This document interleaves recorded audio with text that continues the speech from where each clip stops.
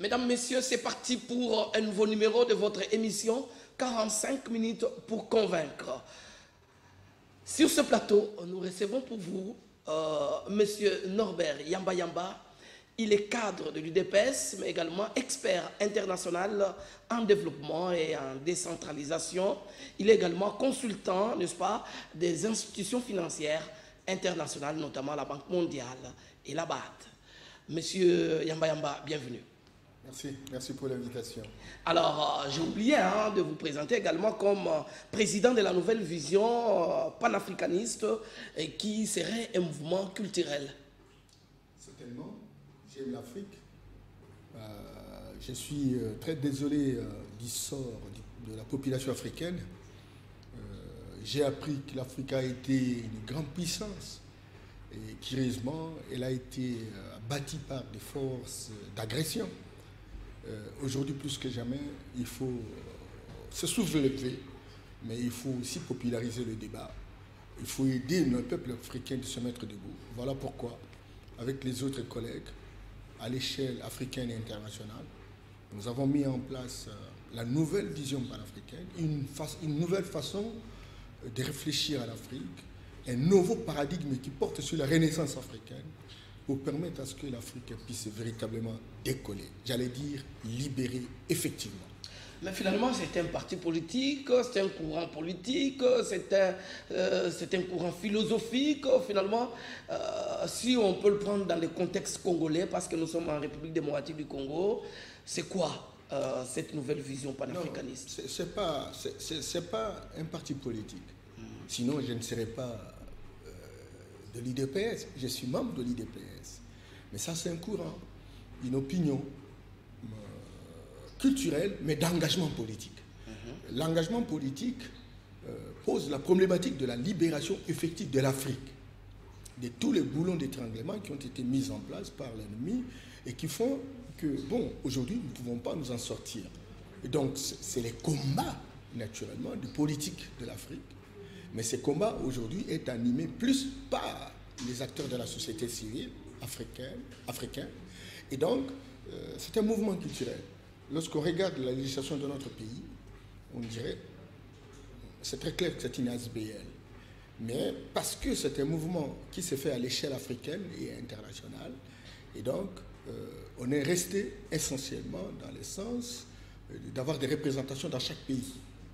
Et le Congo est le siège de l'action. Donc, je suis le président panafricain. Mais quand vous arrivez, par exemple, au Congo-Brazza, il y a un coordonnateur régional. Il y a 43 pays, aujourd'hui, on est représentés. Et donc, le président, par rapport à cette problématique, c'est moi. Cameroun, en Guinée équatoriale, au Gabon, etc. 43, jusqu'au Ghana, Et donc, mais dans les provinces, vous avez la province du Kassai central, la province du Kassai, la province du Sankuru, Kassai oriental, etc. La province de Bandundu, Maïndombe. On est maintenant dans les 18 provinces sur les 26. Et donc, on est en train de travailler dur pour que le combat pour la renaissance africaine soit popularisé, pour qu'aujourd'hui on soit debout et qu'on se pose des questions fondamentales pour dire qu'est-ce qui explique qu'hier nous étions une puissance. Qu'est-ce qui explique que nous soyons abattus et comment faire pour que nous puissions nous relever? Alors, l'avènement de Félix Tshisekedi à la tête de l'Union africaine, est-ce une opportunité pour faire valoir cet africanisme que vous défendez? Le 6 février 2021, lorsque le président de la République avait pris ses responsabilités d'Addis Abeba, nous avons fait une déclaration. Et une déclaration agenda. Où il y a eu 5 défis. Il y a le défi politique, le défi économique, le défi éducatif, le défi culturel ou spirituel et le défi communicationnel. Sur le plan politique, nous avons pensé que le système politique tel qu'il a été mis en place par les agresseurs n'ont pas permis véritablement qu'on puisse avancer. C'est du reste un piège. Ça n'a pas tenu compte de nos réalités africaines. Celui qui dort sur la natte d'autrui dort par terre. Et donc, il fallait que les Africains se posent la question, parce que c'est l'Afrique qui est leur fille aînée, n'est-ce pas, de l'humanité. Afrique, en fait, son ancien nom, c'est Al-Boukalan. Al-Boukalan, c'est les jardins d'Éden. C'est le berceau de l'humanité. Et nous avons vécu 200 en 300 000 ans avant qu'aucune autre race, qu'aucune autre culture, qu'aucun autre pays ne puisse exister. Et donc, nous avions une organisation. Et 35 siècles avant l'ère chrétienne, l'Afrique était une puissance politique, puissance économique, puissance culturelle, scientifique, etc.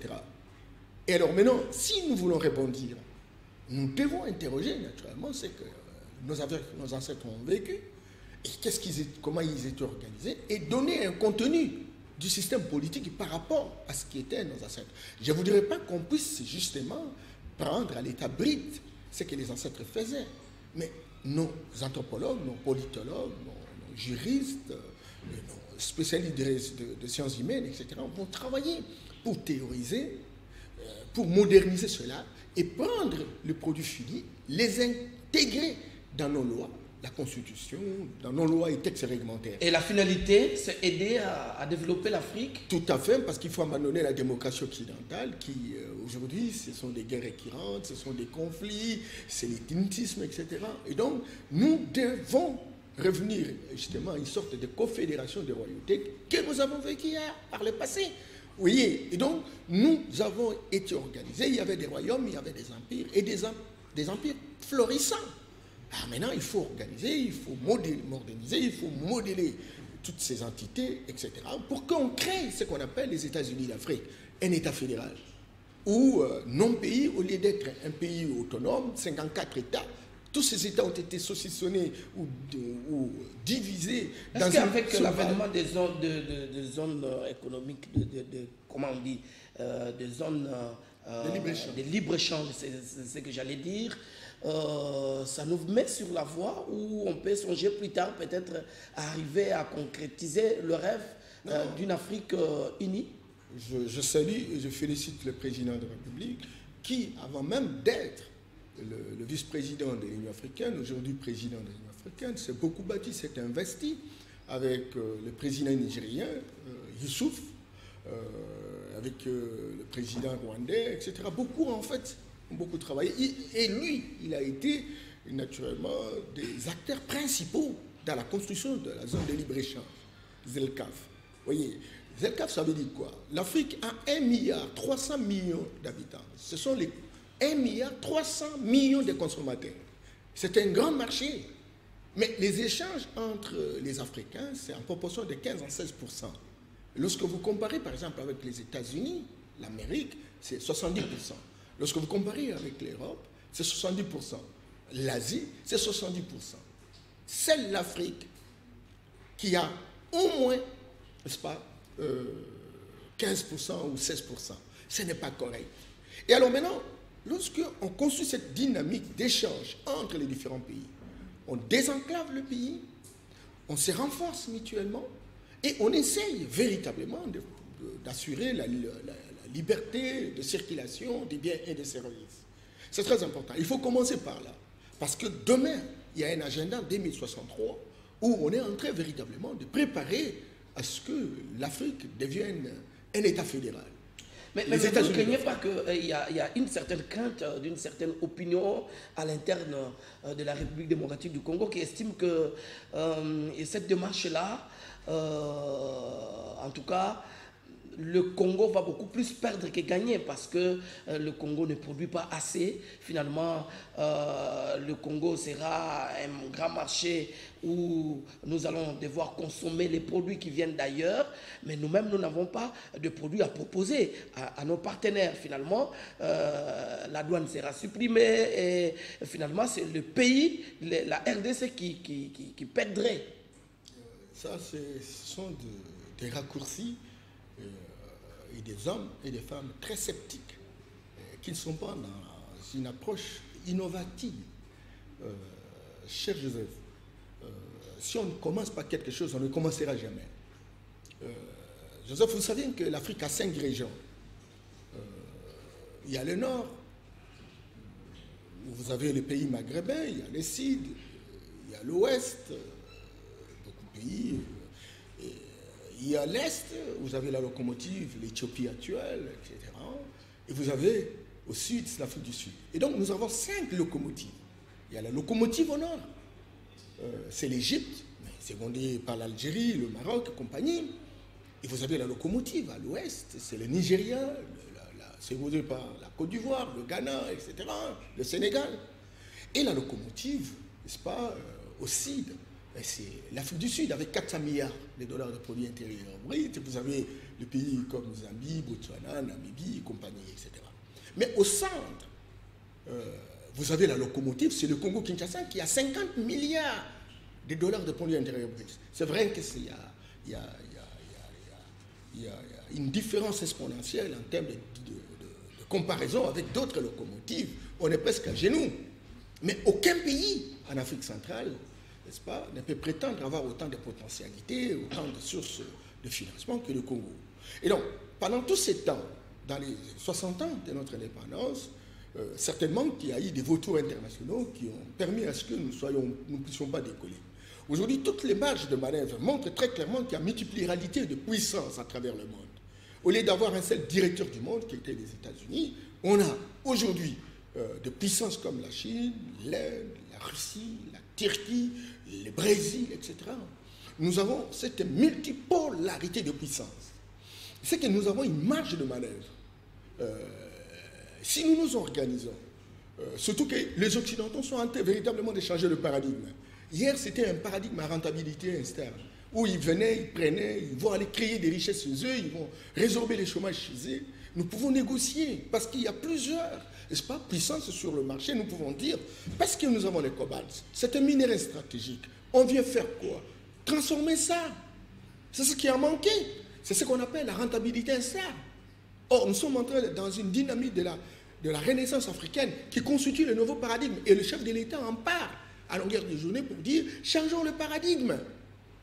Aujourd'hui, et c'est là justement les panafricanistes que nous sommes en train de souhaiter aujourd'hui que le président de la République, ne serait-ce qu'en termes de principe général, qui constituerait l'option en Afrique, que l'on relève, n'est-ce pas, que l'on adopte la renaissance africaine comme étant véritablement le nouveau paradigme africain, le paradigme afro-centrique. C'est très important.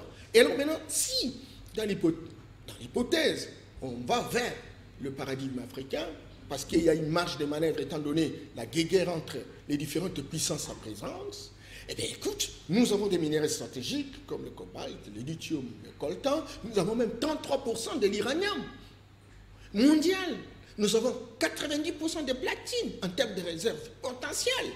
Oui, au-delà de tout ça, nous avons 48 minéraux dans le site Katanga. Essentiellement, 12 n'existent nulle part au monde. Nous pouvons, aujourd'hui, sincèrement, lorsqu'on a un leadership, et on en a aujourd'hui, on en a manqué, ça c'est évident, encore qu'il faut savoir photographier le contexte international, le paysage n'a pas favorisé naturellement cette émergence d'un tel leadership. Aujourd'hui, le président leur dit, voilà le canevas, venez investir, vous avez des capitaux, nous avons des ressources naturelles, et puis voilà, non, il y a des zones économiques, zones industrielles, voilà ce que nous vous présentons en termes d'avantages comparatifs, il y a exonération d'un certain nombre de taxes, mais mettez en place, n'est-ce pas, des entreprises, des entreprises qui permettent à la fois d'extraire ce que nous avons comme ressources naturelles, de les transformer et de les commercialiser. Nous avons là une chaîne de valeur ajoutée. Nous pouvons, à différents niveaux d'atterrissage, produire des richesses, résorber les chômages, etc. Et nous devenons compétitifs. Et à ce moment-là, on ne va plus regretter. Parce que le jus, l'orange qui est produite naturellement dans le Congo central ne va plus être mangé orange de manière simple. Non, on va transformer, il y aura du jus. Et alors, si vous regardez toutes les potentialités que nous avons, comment pouvez-vous imaginer que nous avons des potentialités de l'ordre de 500 millions de mètres cubes de bois? Et on produit seulement 500 000 mètres cubes de bois. Il y aura une compétition. Et le bois, au lieu d'être exporté pour qu'on nous ramène les poussières comme les Chinois font avec des chaises, des tables, etc., on va les transformer ici. Et c'est très dommage. On va même imposer au gouvernement, aux institutions de la République de s'approvisionner. Voilà. pour payer tous ces meubles, ces mobiliers, etc. Voilà. Donc, il y a possibilité que nous puissions véritablement très bien. faciliter les échanges. Je comprends qu'on est à affaire avec un expert, c'est pourquoi l'émission d'aujourd'hui ne sera pas trop politique, nous serons beaucoup plus techniques, en tout cas parce qu'il faut que l'on puisse relever quand même le défi. Mais nous revenons quand même au pays, hein, parce que ici c'est l'union sacrée qui est en vogue et le chef de l'État a une vision pour développer ces pays. Comment relever tous ces défis-là qu'attendent le prochain dirigeant? Voilà ce qui sera l'essentiel de notre émission. Mais nous voudrons quand même revenir à votre personnalité, Norbert Yamba Yamba. Je vous ai présenté ici comme cadre de l'UDPS, mais également expert international en développement et en décentralisation. En même temps, vous êtes consultant des institutions financières internationales, notamment à la BAD, la Banque mondiale. Je voudrais savoir un peu, qu'est-ce que vous faites pour, n'est-ce pas, répondre à tous ces prérogatives, hein, parce que quand même, vous êtes sollicité par-ci, par-là, et en même temps, vous êtes à la tête d'un grand mouvement culturel qu'on appelle la nouvelle vision panafricaniste. Dites-moi, comment est-ce que vous vous arrangez pour n'est-ce pas, assumer toutes ces responsabilités? La gestion du temps, là je vous réponds comme manager, la gestion du temps est une compétence. Et quelque chose que je n'ai pas relevé, je vous ai découvert dans une université de la place, en train d'enseigner en deuxième licence à l'Institut facultaire de développement chez les prêtres, en train d'enseigner. Donc en même temps, vous êtes enseignant dans des instituts supérieurs et universités. Ça semble devenir un peu trop. J'enseigne depuis 1986. Tout ce temps ici. Vous enseignez depuis 1986. Mais votre casquette d'enseignant n'a pas été connue du grand public. Et moi-même, je vous ai découvert en plein auditoire. Oui, donc non, il faut arrêter les étiquettes. Et ces étiquettes n'ont pas d'éthique. Et je n'aime pas, quand je passe à la télé, dire ce que je fais, dire ce que je suis. Parce que ceux qui portent des étiquettes, parfois plus que moi, n'ont d'éthique que d'étiquettes. Et donc, ça n'a pas servi. Il n'y a pas de plus-value, il n'y a pas de valeur ajoutée. Ça ne sert pas de brandir les étiquettes à la télé pour ne rien donner. Il n'y a pas des idées qui font fuir. Il n'y a pas des intellectuels qui font bouger la société. Il y a plus de pseudo-chercheurs politisés. Aujourd'hui, nous avons plus besoin de trouvères que de chercheurs. Et donc, la société est en détresse. Alors, en quoi sert de dire j'enseigne ceci, j'enseigne, je suis ceci ou je suis cela? Certainement que, bon, j'ai fait les études de développement au niveau universitaire, comme post-universitaire, dont j'ai multiplié les diplômes dans les différents secteurs, ce qui fait de moi aujourd'hui un consultant. Beaucoup d'institutions internationales viennent et discutent avec moi. J'ai travaillé dans ce pays comme représentant des ONG belges. Ça m'a poussé à devenir représentant des ONG européennes. Ce qui m'a poussé, naturellement, à devenir directeur général d'un grand programme de la Direction générale de la coopération belge. Cela m'a permis également de travailler avec la coopération américaine pour être coordonnateur national dans le domaine de la sécurité alimentaire et du soutien de la population dans les villages, etc. Ça m'a permis aussi d'être appelé dans le système des Nations Unies pour être coordonnateur INURED, comme consultant du système des Nations Unies dans le cadre, n'est-ce pas, de la réduction des émissions. Et quand vous êtes consultant, ce n'est pas un travail permanent. Quand on est consultant, on signe un contrat et on détermine un timing. Vous produisez ce qu'on vous demande et vous vous arrêtez là. Oui, oui. Donc ça ne vous empêche pas de servir votre pays, par exemple. Bien entendu. Donc j'ai travaillé avec l'Union européenne comme consultant dans le cadre de l'accompagnement du gouvernement congolais dans le processus de décentralisation et de déconcentration administrative. J'ai travaillé avec beaucoup d'institutions, Frédéric Ebert en Allemagne, Enseidel allemand, j'ai travaillé avec Art Progretti Italie, j'ai travaillé avec COSI France, j'ai travaillé avec Solidarité Socialiste en Belgique, j'ai travaillé avec le CNCD, j'ai travaillé avec CIRE, j'ai travaillé avec WIMI, donc aux États-Unis, j'ai travaillé avec CETIM International, vous voyez, j'ai travaillé avec l'Institut Forum, dont j'ai représenté les intérêts en République démocratique du Congo. Et puis bon, voilà, donc j'ai travaillé depuis plus de 15 ans avec la Banque mondiale dans les différents projets, etc., comme expert senior sur des questions de décentralisation, sur des questions de déconcentration administrative. Donc, avec le ministère de l'Intérieur et de la Sécurité et de la Décentralisation, je l'ai accompagné pendant 5 ans. Les différentes réformes, on y a contribué de manière sensible. La fonction publique aujourd'hui, l'expert senior sur cette question de décentralisation et de déconcentration, toutes les réformes, je viens de Kananga pour faire ça, parce qu'il faut mettre en place les administrations provinciales, etc. Au-delà de ça, j'ai travaillé aussi dans le secteur de la forêt, parce qu'on parle de très peu, outre mes diplômes qui portent sur les sciences politiques, où j'ai fini en Belgique, je suis allé faire... Là, c'est en sciences politiques. En sciences politiques, mais alors... Donc là, vous êtes aussi politologue. Je suis politologue, mais spécialisé sur, n'est-ce pas, la gestion du projet macroéconomique. Vraiment. Mais aux États-Unis, j'ai fait le management de la décentralisation. En France, j'ai fait l'aménagement du territoire.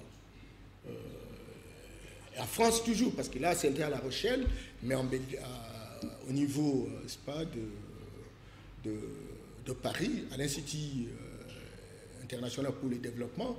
Et là, j'ai fait la coopération décentralisée. Raison pour laquelle, lorsqu'on développe... Comment vous ne vous fatiguez pas de chercher à... Vous cherchez quoi? Des diplômes en diplôme? Parce qu'un jour, je suis passé dans votre bureau, je vous ai trouvé concentré, en train de faire des recherches sur ordinateur. Finalement, vous allez faire des recherches, vous allez étudier, vous allez multiplier des diplômes jusqu'où? Pour chercher quoi? Non, je n'ai pas besoin de diplôme. Et je suis très honteux quand j'en parle, parce que j'en ai 17. J'ai fait 65 pays à travers le monde. Vous avez fait 65 pays à travers le monde, oui, avec 17 diplômes. Avec 17 diplômes, des certificats, plusieurs maîtrises. Mais je dis, ça c'est rien. Combien de gens nous avons des docteurs dans ce pays? Ils font quoi? Si je suis en train de faire de la recherche, c'est parce que Cheikh Anta Diop nous a dit, on nous a abattus parce que nous avons manqué de connaître la science. Nous devons apprivoiser la science. Nous devons avoir la connaissance. La Bible dit, non, mon peuple périt par manque de connaissances. Et alors, nous devons apprendre, désapprendre, réapprendre. Nous devons nous armer. Ça, c'est le testament de Cheikh Anta Diop. Aujourd'hui, même quand on a un diplôme, on ne travaille plus. On sait que, bon, on va se faire appeler docteur, se faire appeler maître ou licencié ou gradué, etc. Et puis, on arrête. Raison pour laquelle, lorsqu'il faut évaluer certaines personnes qui sont des docteurs, ils sont au niveau de l'école primaire aujourd'hui. Tout simplement parce qu'au lieu de s'engager pour apporter des additions, pour apporter des choses nouvelles pour la société, regardez comment nous on travaille. Plusieurs années, nous ne travaillons qu'avec les connaissances de ceux qui sont venus de l'extérieur. On ne fait que grimper sur les idées des autres. Ce n'est pas l'intellectuel congolais qui réfléchit, on fait la compilation. On est dans le récital des cahiers. On est dans la récitation, dans la répétition. On est presque des perroquets. On est grimpé sur les idées des autres. Et donc, si nous faisons la recherche, si nous voulons avoir la connaissance, mais cette connaissance doit nous aider à savoir comment nos ancêtres ont survécu pendant des millénaires. Et nous devons être en mesure, on ne peut pas faire une thèse. Donc vous, ça ne sert à rien d'être intellectuel et ne pas transformer votre pays. Non mais écoutez, l'éducation, ça veut dire quoi? L'éducation, c'est former quelqu'un pour qu'il soit utile dans sa société. Et la mission fondamentale de l'enfant qui est éduqué dans la société, c'est de transformer son environnement, c'est de transformer sa société. Est-ce que vous voyez des intellectuels transformer notre société ou l'Afrique de manière générale? Cependant, c'est ça qui doit être l'objectif primordial pour un intellectuel, trouver, n'est-ce pas, les solutions là où il y a des problèmes. Tout à fait. Mais ici, on est auréolé d'un Et on ne peut pas rester simplement dans les théories et dans le diplôme papier. Vous voyez quelqu'un comme ça, il est dans une conférence, il n'arrive pas à s'exprimer, il n'arrive pas à donner des solutions, on lui pose la question, il dit non mais moi je suis professeur. Non, on n'a pas besoin d'avoir quelqu'un qui est professeur, on a besoin de donner les réponses, de donner des idées, etc., qui permettent à la société d'avancer. On n'en a pas besoin. Moi j'ai connu, regardez les gens comme Laurent Fabius. C'est un exemple, je n'aime pas donner l'exemple des agresseurs, mais c'est un professeur d'université. Regardez les gens comme Lionel Jospin, c'est un professeur d'université. Mitterrand, c'est un agrégé. Est-ce que vous avez entendu en parler des professeurs? Vous êtes sociologue, mais vous êtes au ministère, je ne sais pas, de la santé, vous dites je suis professeur tel. Dites mais quelle est la valeur ajoutée, quelle est la plus-value? C'est de l'escroquerie intellectuelle. Et on a vécu ça, il faut que ça s'arrête. Nous avons besoin des hommes et des femmes qui réfléchissent, qui disent, mais le mire, qui a donné le modèle de ce mire? Ah, ce sont des Occidentaux. Et alors, nous, quel type de modèle nous pouvons donner? Alors maintenant, on nous donne la possibilité, naturellement, d'avoir un autre modèle de mire qui correspondrait à notre âge culturel, qui correspondrait à nos réalités, etc.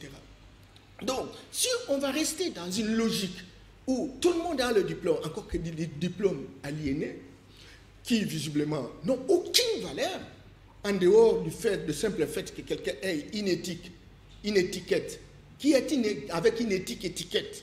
Écoutez, ça ne sert pas.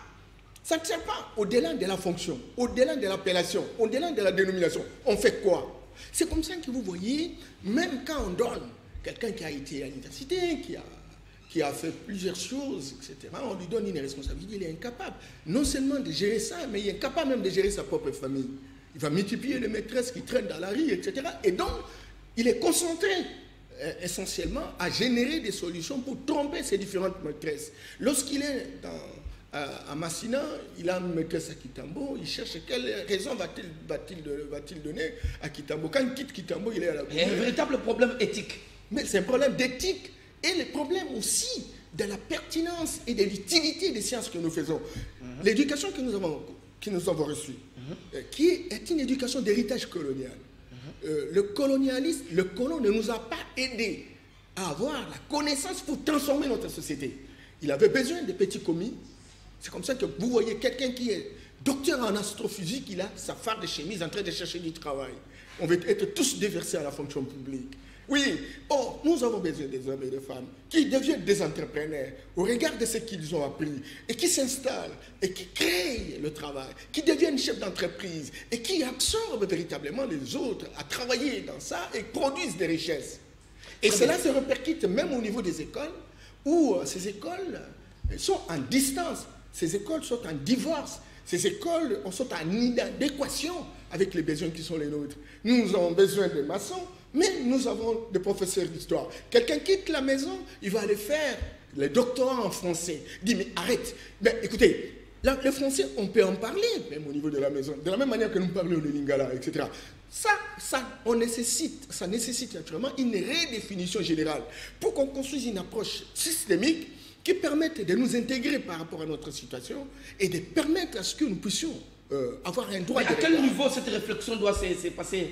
C'est au niveau de la recherche scientifique ou à quel niveau on peut réfléchir pour essayer un peu de bousculer et bouger les lignes et adapter les choses? D'abord la vision du chef qui doit adopter l'amour à l'Afrique, la restauration de la spiritualité authentique, le rétablissement de l'identité culturelle. Si nous avons un chef qui est panafricaniste, je salue mon chef parce que je le connais personnellement, il aime l'Afrique, il aime les solutions africaines et ça va commencer par là. Et différents secteurs de la vie, et différents secteurs de la vie. On commence par l'éducation, pas seulement pour proclamer le résultat des examens d'État à l'enseignement primaire et secondaire, pas seulement pour la gratuité, mais on peut aller au niveau du contenu d'enseignement que nous avons. Il est anormal qu'on puisse avoir un village où on pratique la pêche, l'agriculture, etc. Et on met les écoles littéraires, on met la pédagogie, etc. Tous ces jeunes gens qui terminent... C'était un peu contradictoire. Mais voilà, il y a divorce. Il y a divorce. Les garçons qui véritablement terminent dans cette école, il a droit à aller en ville pour chercher du travail. Parce qu'il ne peut plus toucher là-haut. Dans le milieu rural, il n'y a pas d'institution, par exemple, à vocation agricole, par exemple. Il faut aller au Katanga, il y a les mines, il y a les minéraux, mais il y a des jeunes Katangais qui ne connaissent pas ces minéraux. Et quand on n'a pas des écoles qui portent sur la géologie. Encore quelle géologie? Parce que nos ancêtres avaient des techniques et des technologies qui permettaient de savoir Monsieur que Normel Yamba, il faut que l'on revienne un peu, que nous remettons nos pieds sur terre, revenons un peu au pays. Parlons d'abord.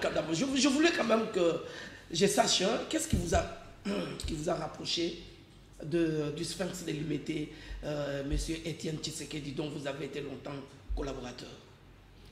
Merci et à cela, si on peut connaître un peu ce qui a été votre parcours au sein de l'UDPS, où vous êtes jusqu'aujourd'hui comme au cadre. À l'UDPS, j'étais d'abord à l'université de Kinshasa ici, et puis il y a Floribert Chebeya était à l'ISC. À l'époque, nous faisions partie de la Croix-Rouge internationale. Et c'est à l'époque, en février, qu'il y a eu une naissance de l'IDPS. En quelle année? En février 1982. Donc, ce que vous dites, nous sommes en 82. En 82. Très bien. Et on était avec... Et Chebeya était déjà actif à ce moment-là? Oui, on était avec lui à la Croix-Rouge. Ah bon? Oui. Et alors, notre Croix-Rouge, c'était une Croix-Rouge avisée. On organisait des séminaires, des sensibilisations, etc. Et nous, on a adopté naturellement la vocation des leaders de l'UDPS. Ils étaient 13 parlementaires, plus le membre du bureau politique qui était Kibasa Maliba. Et quand on avait fermé l'université, moi je suis allé en Mbandaka et j'ai apporté la nouvelle de la création de l'IDPS. Je me suis installé, j'ai créé ma boîte postale, etc. Et j'ai recevais la documentation, n'est-ce pas, des leaders. Et c'est comme ça que j'ai commencé à dispatcher au niveau de l'administration, etc. Depuis 1983. Donc vous étiez un des combattants de première heure. Mais écoutez, quand j'ai fini mes études, je suis encore revenu en Mbandaka comme assistant. Il faut me poser la question dans quelles conditions moi je fui. D'abord la conférence nationale, moi j'ai organisé les gens pour qu'on vienne à la conférence nationale, on va me débarquer pour que je participe à la conférence nationale. Et puis on m'a chassé nuitamment, je suis venu avec mon épouse, je n'avais pas encore beaucoup d'enfants, j'avais un seul fils que j'avais donné le nom d'Étienne Tshisekedi à l'époque. Ah bon?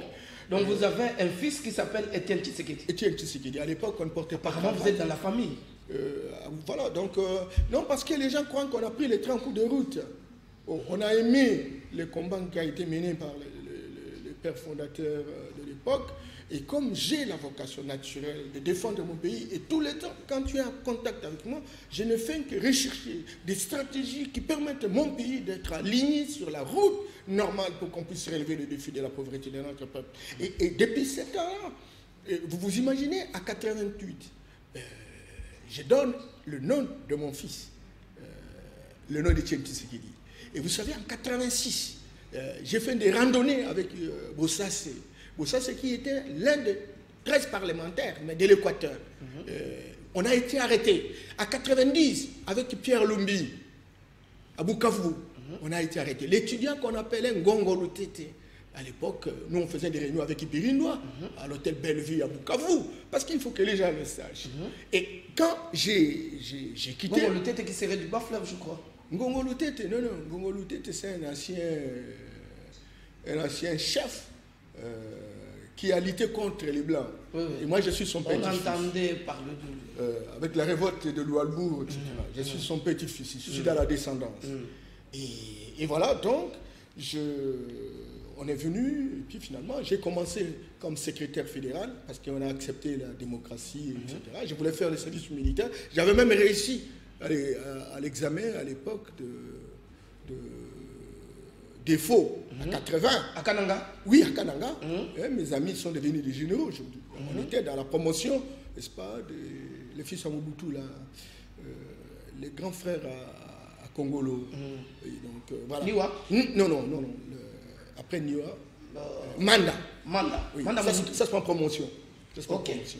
Et donc, de là, je serai secrétaire fédéral de l'UDPS, chargé de la mobilisation et de la propagande du parti.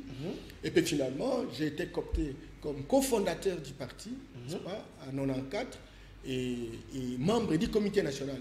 Le premier secrétaire général, qui se trouve être le docteur qui était à l'imité, je perds le nom, et c'est nous qui l'avons élu. Le premier président du comité national, le professeur Kachi, j'ai perdu le nom, etc. C'est nous qui avons élu à l'époque. Et puis après, d'être membre du comité national, comme le député du parti, finalement, j'ai été pris comme conseiller au cabinet du président Étienne Tshisekedi. C'est là où les grands publics vous ont connu, hein? Oui, mais comme membre du cabinet d'Étienne Tshisekedi. Étienne Tshisekedi.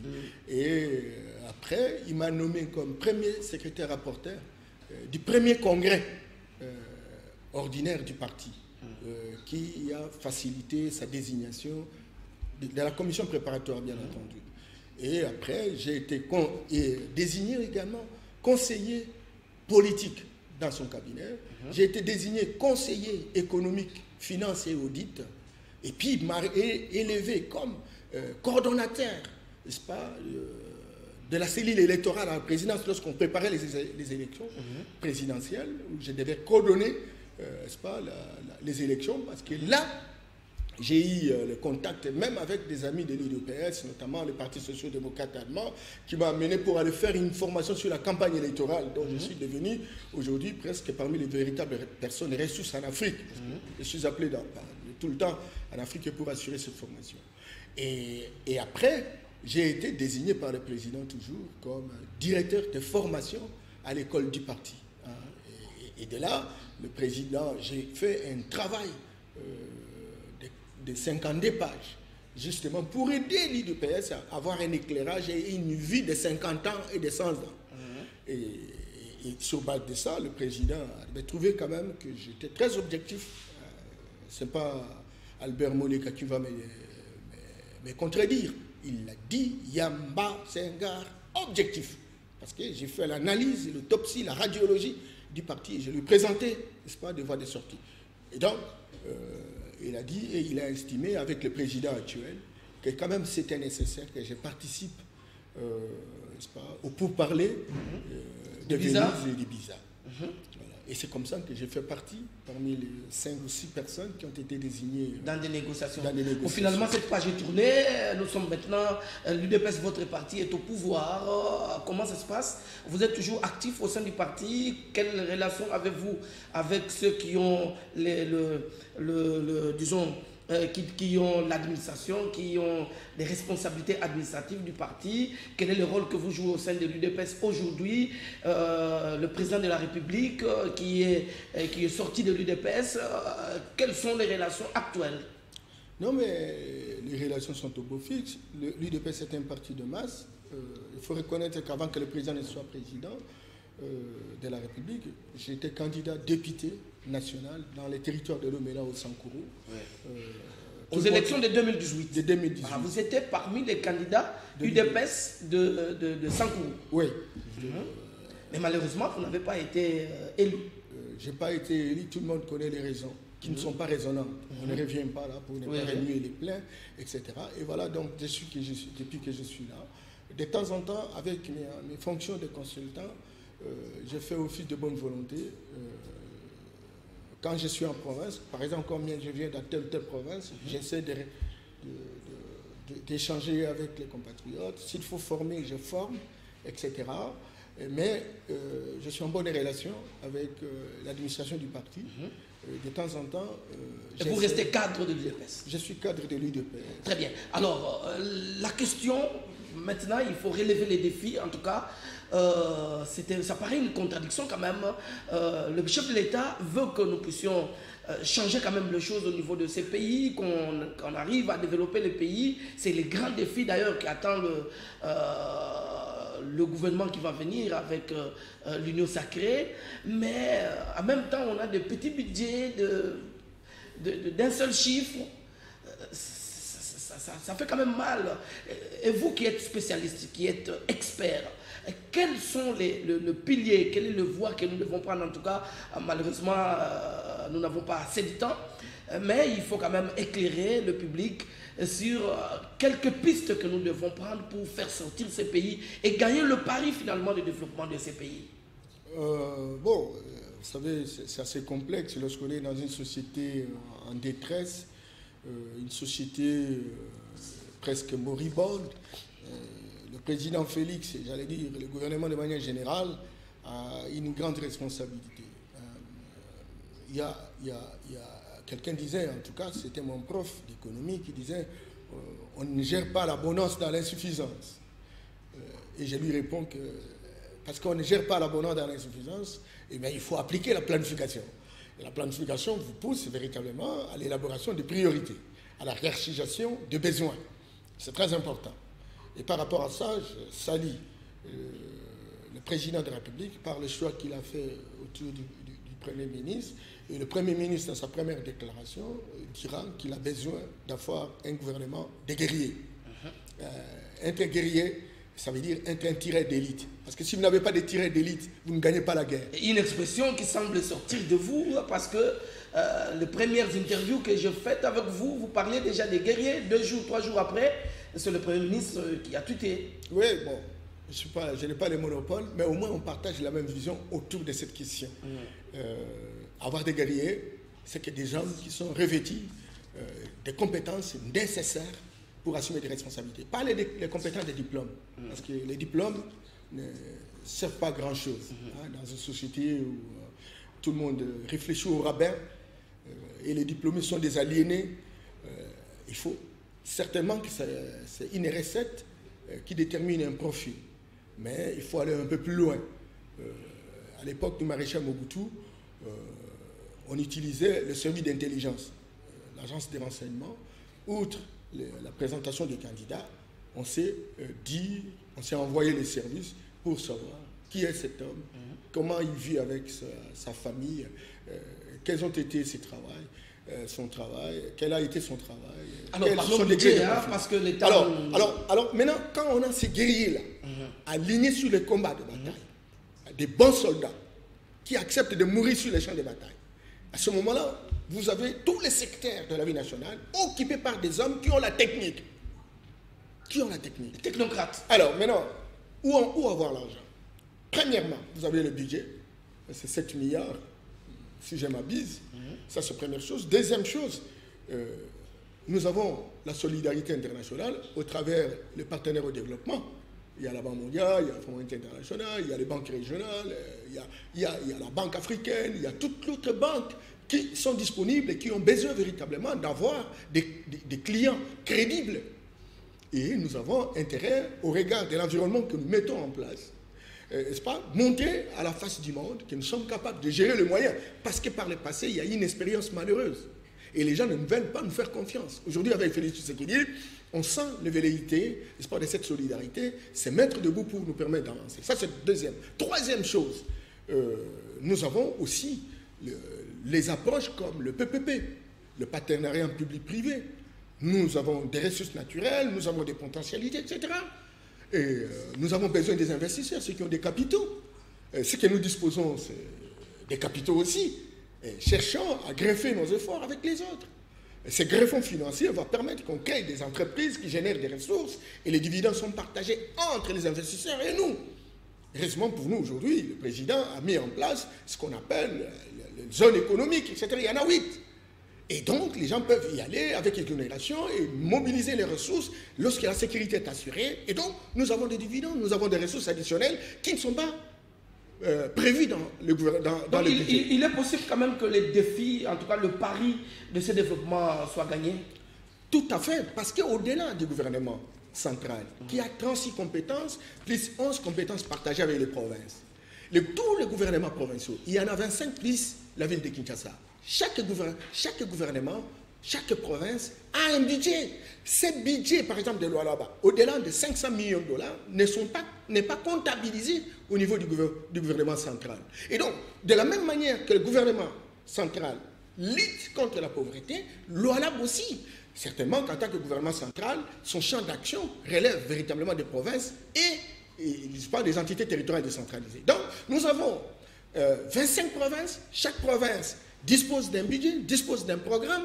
Nous avons le gouvernement central qui a son budget, qui est revêtu sur 36 compétences plus 11 compétences partagées. Et nous avons le gouvernement provincial avec 29 compétences exclusives. Je parle des compétences exclusives. Et puis, 11 compétences partagées. Nous aurons, si vous faites la sommation de tous les budgets, au Katanga, plus de 500 millions, Lualaba, plus de 500 millions, Kinshasa, plus de 500 millions. Faites l'addition, ce n'est pas 5 milliards, on est au-delà.